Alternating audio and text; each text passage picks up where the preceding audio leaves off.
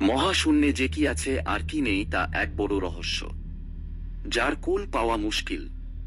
তবে এক নতুন প্রমাণ খুঁজে বের করা হয়েছে। শূন্য কত তারাই তো ভেসে উঠছে, যা গুণে শেষ করা যায়। প্রতিদিন তাদের জীবন শেষ হচ্ছে, আবার অন্য পক্ষ নতুন তারা জন্ম দিচ্ছে।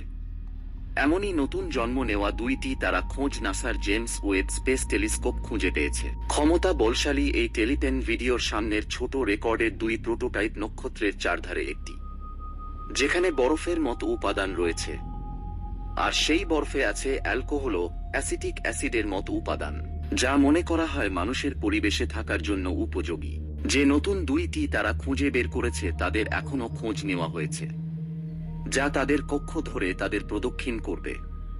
তবে সুযোগরা এটাও ন্যাকামি করে যে ডিবিল বরফের মধ্যে মানুষের পরিবেশ বজায় রাখার উপাদানগুলো বেশ জটিলভাবে মিশে আছে। এটা খুবই গুরুত্বপূর্ণ যে সৌরমণ্ডল যখন সামনে ছিল তখন তার প্রাথমিক রাত্রি দেখায় সানিকের উপস্থিতি ছিল।